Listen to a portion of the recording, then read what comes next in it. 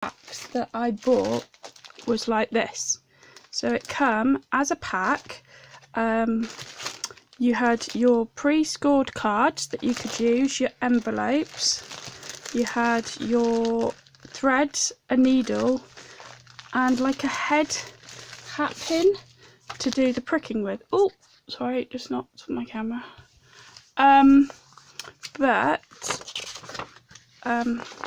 here's the pattern book. So you come with a pattern book. Now these retailed about £18.95, and that was from a company called Formalines. Okay, so since then, this is before computers really came into their own. Since then, a lot of things have gone digital. Now there's many different ways you can actually get patterns for stitching cards. So I'll show you a few of mine. So you have a stencil that you can use, that you can poke holes in and use that on a corner. So that's one method. You can buy pre-pricked packs. So it's by a company called Stitch and Do. So the packs are, I don't know if you can see that. Sorry about the rustling. They are already pre-pricked cards, so they've already had half the work done for you, which is a fantastic idea. So they do just the cards, or they actually do these packs, which has again your ribbons or your stitching thread in it, and also they do some decoupage that you could put into the middle. So that's another way of doing it. Now over the years I've bought many books on stitching cards, which have got some fantastic patterns in. So there's all these different books, and also and paper art. So there's these smaller books. I have a number of those.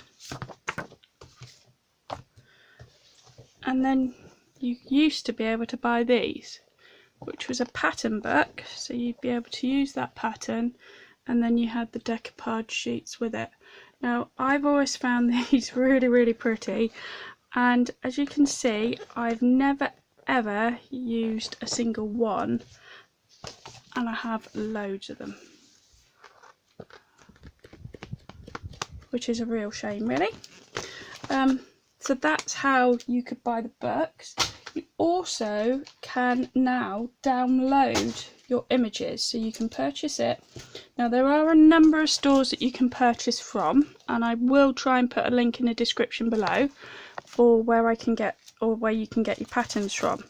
Now your main ones are Formalines, so that's the pattern books, but they also do, if I can find the Formalines ones. So that's a downloadable one. So there's Formalines, there's Prick and Stitch, there's Karen's Creation. Now with these ones, all you do is you get the actual pattern to prick and the instructions written on it. So 1 to 5 indicates you come out at one hole, go into the 5th hole. So hole number 1 is 1, hole number 5 is 5.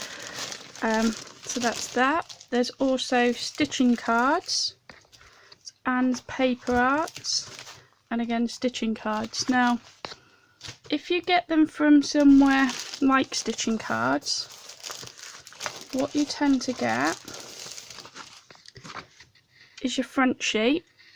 So again, that has now this actually has written instructions on what to do. So it'll say wing section 2, so you find section 2 in the middle there, use blue thread, and you go out at A, in at B, out at C, in at D. It'll become clearer as I show you what to do, but you come with those instructions. You get a picture of what it should look like completed, both in the black and in a colour, and then you get the stitching pattern, or the pricking pattern I should say. Now with the pricking patterns, what I tend to do is laminate them. Now not everybody has a laminator and not everybody does it, it's personal preference, but I find if you do it through the paper, so actually prick through the paper, you can only use it maybe 3 or 4 times, whereas if you laminate it, you can use it for a lot longer. There's also this company here that are called Add Some Sparkle. Now this is a local company to me. It's a family run company and they are lovely. It's run by Jackie and her husband Rob. Rob has been on Hochanda many times, and I actually live within 5 minutes drive from them, and they are a lovely couple. Now so what they tend to do is you've got pattern, or it shows you how it's done, and then you have your pattern, so it tells you 1 to 7 and shows you the guide of what it should look like. So here are a number of items that I have stitched. So there's a little notebook. So you don't have to just do it on card, you can do it on anything really. So all I've done is stitched that on a piece of card and mounted that onto a notebook. And again, you can stitch it onto card and then mat it onto another card. It's various different. Now the idea of Add Some Sparkle is that most of their patterns actually have something added, whereas most prick and stitch patterns are just the stitching pattern, you just stitch it.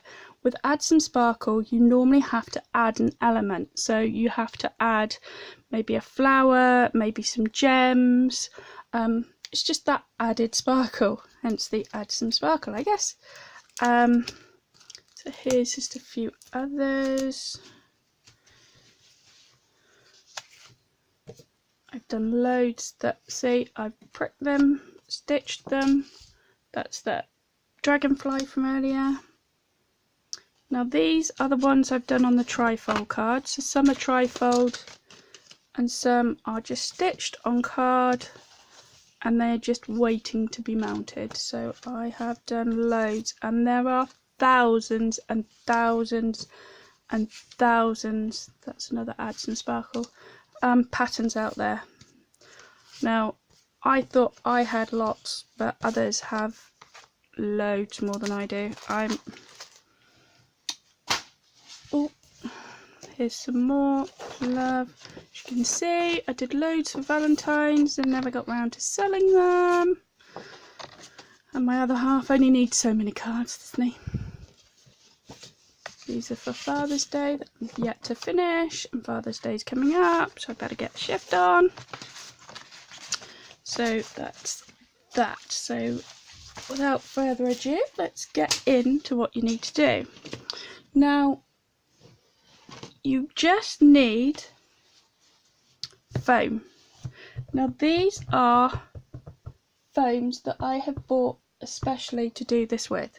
So it's pricking, actually called a pricking mat. So it's just a thick mat. Now I prefer to use 2 layers, so 2 mats. Now I used to use this, which is rather beaten up and has loads of holes. Now this was just a piece of thick foam, and those of you who have been crafting for a long time like I have will know that this used to be a nice 12 by 12 sheet of foam that I believe it was Anita's Crafts brought out, and the idea was you use this for your stamping. Well, I didn't. I used it for pricking because it was great. Now this is one that I've bought recently and it was only £1. So they're not necessarily expensive, or you can use an old mouse mat or whatever you have to hand. So you need to get your pricking mat. The next thing you need is your pattern. So you take your card. Now this is a trifold card, as I've shown you before. So it folds down. So I'm just using that for ease of use today. You then take your pattern and try and line it up straight, or straight as you can on your card. Now I actually use a piece of washi. Now I used to use the Scotch Magic tape to do this, just tape it down, but I actually find washi, particularly this washi, is less sticky, so it's a lot better. It doesn't stick to my card and rip it as I pull it off. So you then need a pricking tool. Again, you can buy these fairly cheaply. I believe this one only cost me £1. There's another version. Or you can use a needle. So you can just go in there with a needle. So what you need to do is you need to find on your pattern there's a series of holes. Okay, so you just need to use your pricking tool, go through each and every one of those holes. Now, some patterns are easier than others. This is quite a simple pattern, so it's, I'd possibly say, a starter pattern. It's very good for getting into doing this, but some patterns can be very complicated and have lots of pricking. Now, I actually have a wrist complaint, and doing this for too long hurts my thumb. So what I normally tend to do is get my other half to do a lot of my pricking for me. Bless him. Although I do sometimes moan if he gets the holes in the wrong place. But I shouldn't really moan. I should be grateful that he does it. So all you need to do is keep going along to each and every hole. I hope you can see what I'm doing. Is pricked.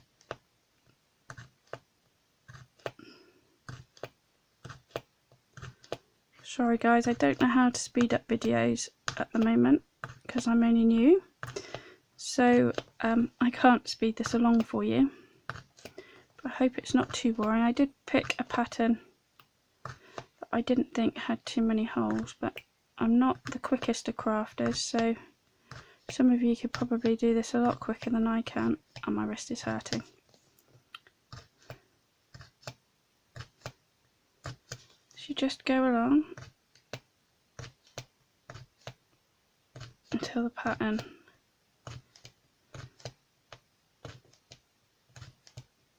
is complete. Now on this one you actually have stems, so you have these little dots here and you also have little dots up here, so you mustn't forget those. Now once you think you've done stitching, or pricking I should say, not stitching, you can hold your pattern with everything still in place up to the light. If you hold it up to the light, you'll be able to see if you've missed anywhere. So if you've missed a hole or not gone over somewhere, holding it up to the light will show you what you've missed. And as you've still got it taped, you can just go over that hole. Just do the last few. Right, I've missed a few there, but I have got one that I've stitched earlier, so in all honesty I probably needn't have gone this far. So anyway, sorry guys, still a bit nervous about doing this whole videoing. So you then take your pattern off,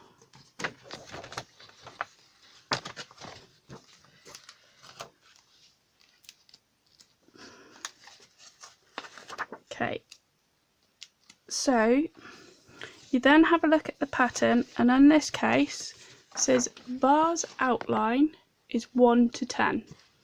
So I have my needle already threaded with my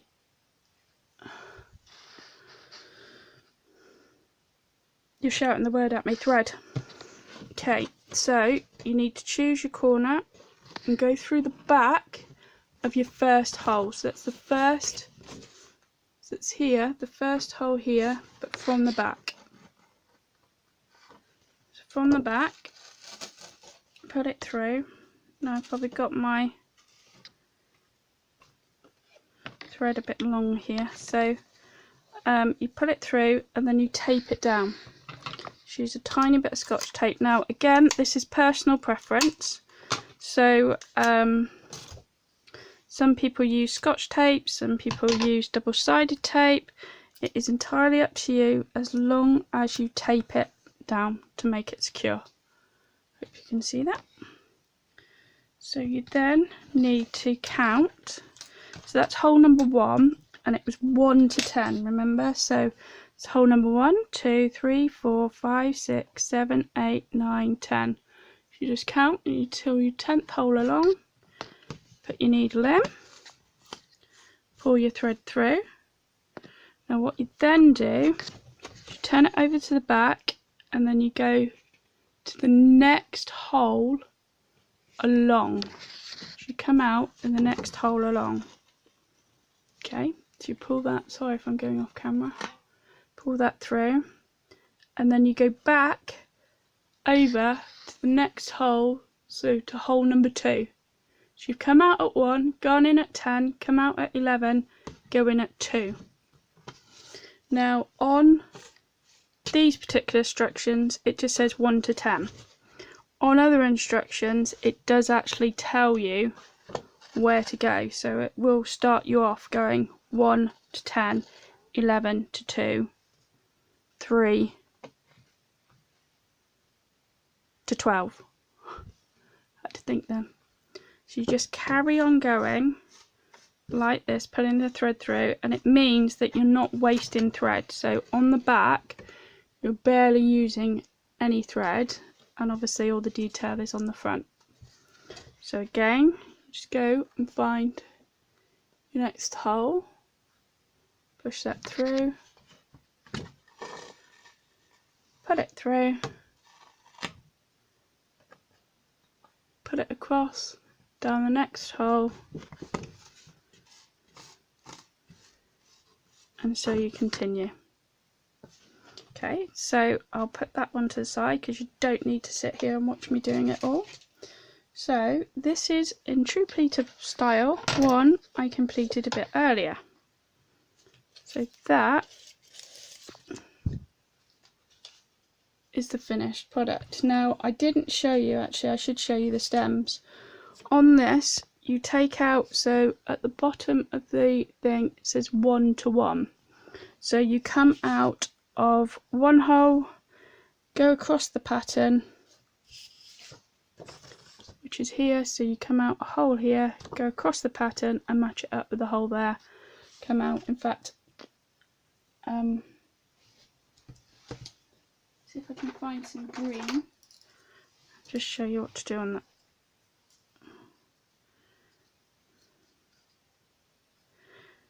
Now you can use all different types of embroidery thread, depends what you have in your house. So I have got many threads, and I will show you in a little bit what threads I've got. Now these ones are metallic threads. Now metallic threads will actually show you or do different stitching, well not different stitches, but obviously they're not as thick, for example, as the thread you would use for sewing. So you're going to get a different effect. So let me just show you this first. So you go out at 1, just take that down,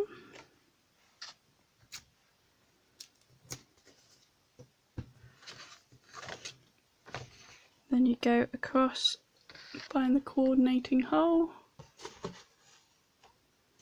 again go through on the back, that was short, and back down again, and then through,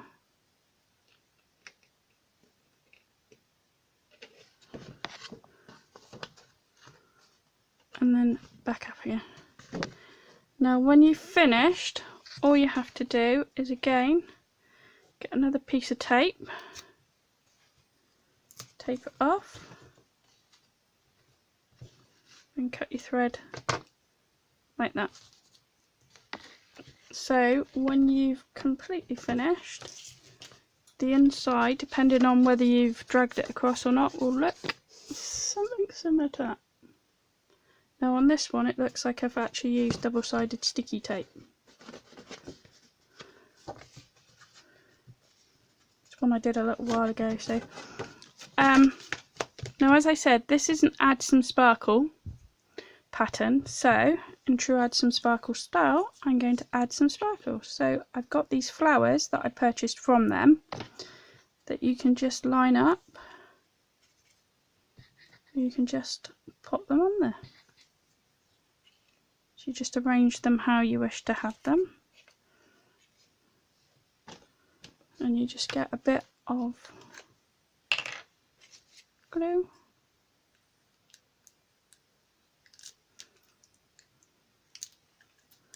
Cool. Oh no, okay, bit too much, bit too much.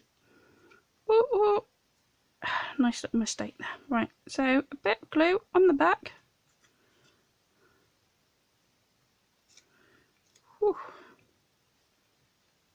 See, mistakes happen to the best of us.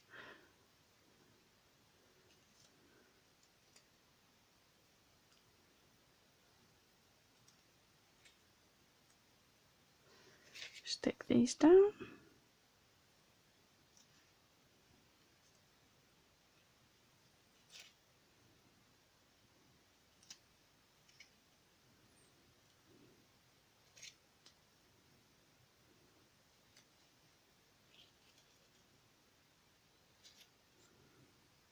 As I said, I will try and put the websites in the description box below. So there we go. That's my completed card. All I then need to do is put a bit of glue or double-sided sticky tape on the inside. So I hope you enjoyed that. I just will go over, sorry, just dropping that glue in that I had, the differences in the actual threads that you can use. So I have lots and lots and lots of different threads. So first of all, you can use embroidery floss. If you are going to use this, I wouldn't advise using all 6 strands.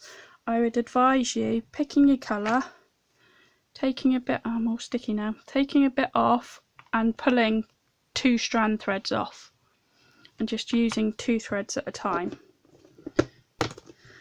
So that can be very pretty, especially the various different colours. Or you can use these. Now this is a set that I bought from Hobbycraft, and this, hang on 1 second, these are what I stitched these with. So obviously that just leaves a bit of a thicker line than, for example, there you go, this is a good way of showing you. Same card, different threads. So this card was stitched using this type of thread. This card was stitched using metallics. So you can use metallics, you can use non-metallics. This isn't even half of all the threads I own, to be honest, but so I've got various metallics, non-metallics. It's entirely your choice, so it's up to you what you have, what colours you use. They do give you a guide to colours on a lot of the patterns, but you don't have to stick to that. Obviously you're a crafter, you can do as and what you want to. So I'm hoping this was okay for my first tutorial. If you do like this video, please give it a thumbs up and press the subscribe button if you wish to. Obviously there's no pressure, freedom of choice, etc, etc. So yeah, thank you for sticking with me, guys, and I'll see you next time. Bye!